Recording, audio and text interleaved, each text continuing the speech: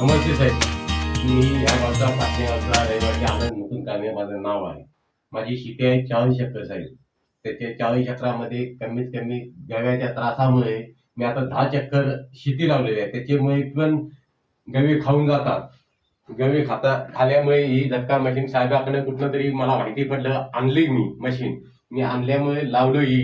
त्याच्यामुळे आता तरी पण गव्याचा त्रास असल्यामुळे ही मशीन आणल्यामुळे मला भरपूर चांगला फायदा झाला त्याचा.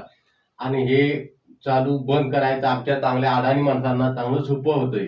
आणि हे 12 तासाचं आणि हे 24 तासाचं आणि हे कमीत कमी हे सायरनचं बटन.